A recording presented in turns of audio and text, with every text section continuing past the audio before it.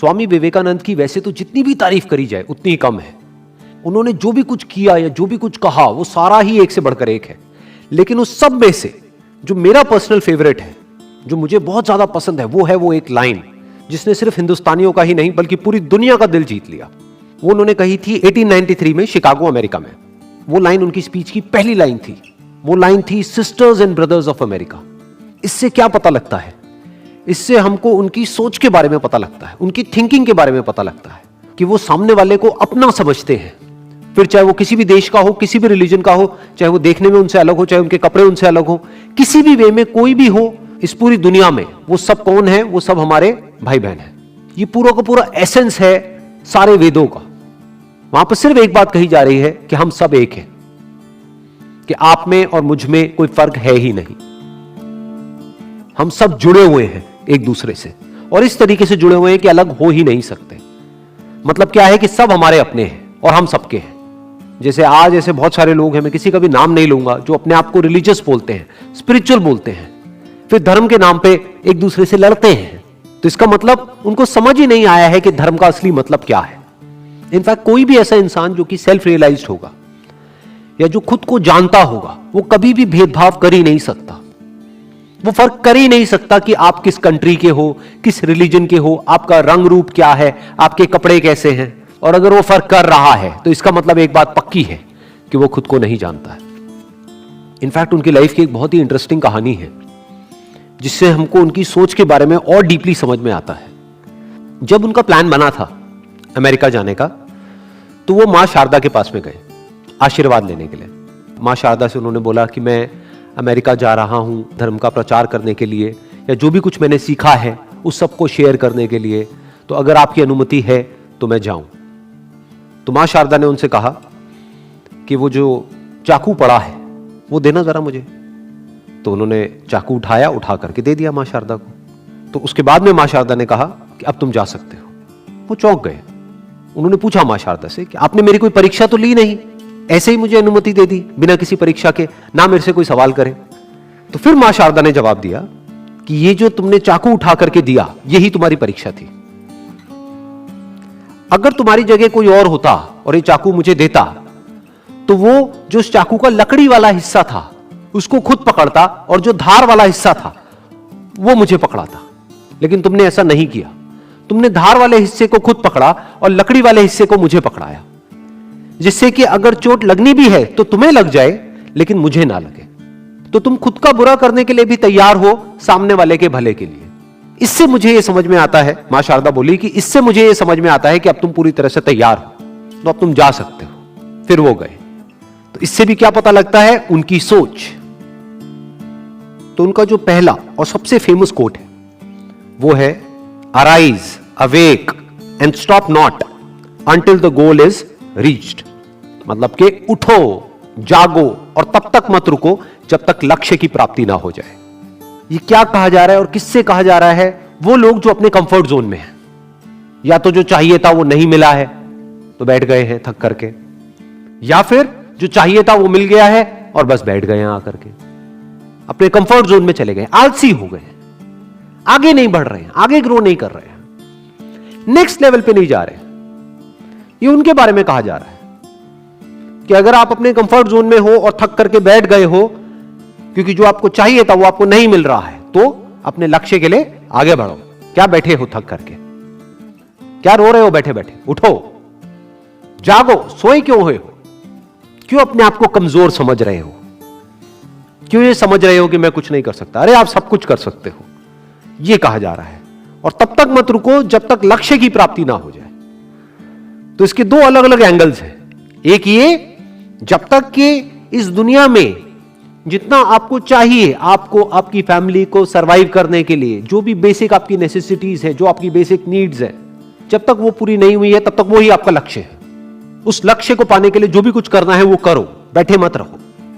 एक stand point इसका ये है देखने का। दूसरा किन लोगों के लिए कहा जा रहा है? जो एक्चुअल स्टैंड पॉइंट है, जिस स्टैंड पॉइंट से स्वामी जी ने बात कही है, जो बहुत कम लोग समझेंगे, वो क्या है कि अगर आपको आपका जो भी लक्ष्य था वो मिल भी गया है तो उसके बाद में ये नहीं कि बैठ जाओ, उसके बाद में ये नहीं कि सो जाओ कि जो मुझे चाहिए था वो मिल तो गया है, पड़े रहो, या प्लेजर्स में इंडल्ज हो जाओ, या पावर के पीछे भागने लग जाओ, या पैसे के पीछे भागने लग जाओ। ये बात नहीं कही जा रही है, क्योंकि ये कौन कह रहे हैं, कौन ये बात कह रहे हैं? जिन्होंने सब कुछ अपना छोड़ दिया ज्ञान के लिए। तो ये यहां पर ज्ञान की और अज्ञान की बात कर रहे हैं। ज्ञान किसका, अज्ञान किसका? खुद का, सेल्फ रियलाइजेशन, उसकी बात यहां पर कही जा रही है। वो आपका असली लक्ष्य है। क्योंकि अगर पूरी जिंदगी सिर्फ अपना जो लालच है या जो अपनी जरूरतें हैं उसी में ही उलझे रह गए, तो ये कोई जिंदगी थोड़ी ना है। ये जिंदगी का लक्ष्य नहीं है। जिंदगी का असली लक्ष्य क्या है? सेल्फ नॉलेज, सेल्फ अंडरस्टैंडिंग, उसकी बात यहां पर करी जा रही है। कि चाहे आपको बाहर की दुनिया में कितना भी मिल जाए, लेकिन अभी आपका लक्ष्य पूरा नहीं हुआ है तो बैठो मत, सोते मत रहो, उठ जाओ। आपका लक्ष्य क्या है? खुद को जानना। और जब तक वो लक्ष्य पूरा नहीं हो जाता है, जब तक खुद को आप नहीं जान लेते हो, तब तक मत रुको। यही एक इंसान का लक्ष्य होना चाहिए और यही एक इंसान का सबसे बड़ा लक्ष्य है। क्योंकि अगर आपने पूरी दुनिया को भी जान लिया और खुद को ही नहीं जाना तो क्या जाना? अगर आपने पूरी दुनिया को जीत लिया, मैं कहता हूं दुनिया छोड़ो, पूरे ब्रह्मांड को जीत लिया, लेकिन अगर खुद को ही नहीं जीता, क्या जीता? तो आप जीत करके भी हार गए। और ऐसे एक नहीं, दो नहीं, बहुत सारे एग्जाम्पल्स हैं अगर आप हिस्ट्री को उठा करके देखोगे, जिन्होंने पूरी दुनिया को जीत लिया लेकिन जीतने के बाद भी खाली के खाली अंदर से। और ऐसे भी आपको एग्जाम्पल्स मिलेंगे जिनके पास जो कुछ भी था उन्होंने वो सब कुछ छोड़ दिया, लेकिन उसके बाद भी वो जीत गए। क्यों? क्योंकि उन्होंने खुद को जीत लिया। तो उसकी बात यहां पर करी जा रही है। तो जिंदगी का असली लक्ष्य क्या है? खुद को जानना। जिसने खुद को जान लिया उसने सिर्फ खुद को नहीं जाना है, उसने भगवान को भी जान लिया।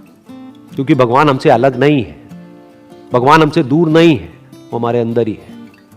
और इसी के साथ में एक और कोटेशन जुड़ी हुई है इनकी, you can not believe in God until you believe in your self. जो बात ये कह रहे हैं उस बात को एक और तरीके से भी कहा जा सकता है कि भगवान भी आपकी मदद तभी करेगा जब आप खुद अपनी मदद करने के लिए तैयार हो। जैसे इससे मुझे एक बड़ी इंटरेस्टिंग कहानी याद आ रही है। एक बार एक गांव में बाढ़ आ जाती है, तो वहां पर सब लोग डूबने लग जाते हैं, गांव में बहुत बुरा हाल हो जाता है। तो एक आदमी है, उसको तैरना नहीं आता है, वो अपने घर की छत पे जाकर के खड़ा हो जाता है। तो धीरे धीरे पानी बढ़ने लग जाता है। जब पानी उसकी छत तक पहुंच जाता है तो वहां पर एक नाव आती है, एक रेस्क्यू बोट आती है उसको बचाने के लिए। वो आती है, कहती है कि बैठ जाओ, अब ये पानी बढ़ने वाला है, तुम्हारी छत भी डूब जाएगी थोड़ी देर में। वो कहता है नहीं, मुझे तो मेरा भगवान बचाएगा। उसके बाद में पानी और ऊपर आ जाता है और पानी उसके यहां तक आ जाता है। थोड़ी देर में एक हेलीकॉप्टर आता है। वो हेलीकॉप्टर आकर के ऊपर से लाउड स्पीकर से बोलता है चीख चीख करके कि अभी भी वक्त है, आ जाओ, ये जो रस्सी हमने फेंकी है इसको पकड़ लो तो तुम बच जाओगे। वो कहता है नहीं, मेरे को इस रस्सी की जरूरत नहीं है, मुझे मेरा भगवान बचाएगा। वो डूब जाता है, मर जाता है। भगवान के पास में जाता है, जाकर के भगवान को बोलता है कि भगवान देखो, मैंने आप पे इतना विश्वास किया और आपने मुझे नहीं बचाया। तो भगवान खींच करके उसको थप्पड़ मारते हैं और भगवान कहते हैं कि एक बात बता, वो जो बोट भेजी थी वो किसने भेजी थी? वो जो हेलीकॉप्टर भेजा था वो किसने भेजा था? वो रस्सी फेंकी थी वो किसने फेंकी थी? वो सब मैंने ही तो किया था। अरे मूर्ख, तू भी तो कुछ कर, तुझे भी तो अपना हाथ बढ़ाना पड़ेगा। मैंने तुझे अपना हाथ दिया तो मेरा हाथ तो पकड़ कम से कम। तो अंधविश्वास से काम नहीं चलता है। यही फर्क है अंधविश्वास में और विश्वास में। विश्वास क्या है कि मैं अपनी तरफ से कभी किसी के साथ में कुछ गलत नहीं करता हूं, मैं अपनी तरफ से अपनी पूरी मेहनत कर रहा हूं, मैं सब कुछ सही कर रहा हूं, तो मेरे साथ में गलत कैसे हो सकता है? भगवान बैठा तो है। यह विश्वास है। अंधविश्वास क्या है कि मैं कुछ ना करूं, जो करेगा भगवान करेगा। यह आलसीपन है कि आप एग्जाम की तैयारी करो नहीं और बोलो भगवान को कि हे भगवान पास करा दे। ये क्या है? ये सिर्फ आलसीपन ही नहीं है, धोखाधड़ी है कि हे भगवान, ये मैं 11 रुपए का अभी प्रसाद चढ़ा रहा हूं, अगर मैं पास हो गया तो 101 रुपए का चढ़ाऊंगा। मतलब क्या? भगवान को रिश्वत दे रहे हैं और खुद तैयारी करी नहीं है। आप तैयारी करो और आपको कुछ और करने की जरूरत ही नहीं है, बाकी काम भगवान करेगा। यह कहा जा रहा है। अगर आप अपनी तरफ से मेहनत में किसी भी तरह की कोई भी कसर नहीं छोड़ रहे हो और फिर उसके बाद में कह रहे हो कि अब जो होगा वो तेरे हाथ में है, तो बिल्कुल ठीक है। लेकिन आप अपना काम नहीं कर रहे हो और कह रहे हो कि सब कुछ तेरे हाथ में है, तो आप चाहते हो कि आपका काम भी कोई और करे, तो ये धोखाधड़ी है। तो ये है एक एंगल इस कोटेशन को देखने का। इसका एक और स्टैंड पॉइंट हो सकता है, जिस स्टैंड पॉइंट से स्वामी जी इसके बारे में बात कर रहे हैं। वो क्या है कि आप भगवान को तब तक नहीं जान सकते जब तक कि आप खुद को ना जान जाओ, तब तक भगवान सिर्फ एक कॉन्सेप्ट रहेगा आपके माइंड में, एक आइडिया रहेगा, तब तक सिर्फ एक थॉट है भगवान। तो अगर आप पूजा करोगे भी तो अपने ही एक थॉट की पूजा करोगे। लेकिन जिस दिन आपने खुद को जान लिया मतलब सिर्फ बुक्स के थ्रू नहीं, एक्चुअल में एट एन एक्सपीरियंशियल लेवल खुद को जान लिया कि this is who I am, यही मैं हूं, तो वहीं पर आपको भगवान भी मिल जाएंगे। क्योंकि आप और भगवान अलग अलग नहीं हो। भगवान आपसे अलग नहीं है, भगवान आपसे दूर नहीं है।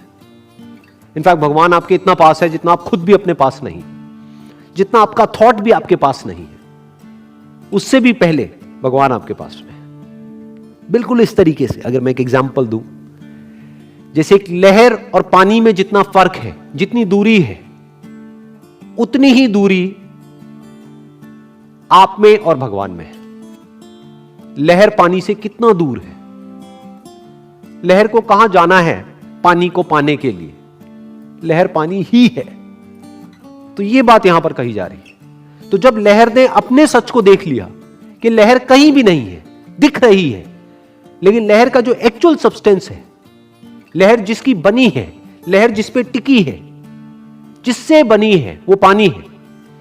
तो वही पानी उस पूरे समुद्र का भी एसेंस है, वही सब कुछ है।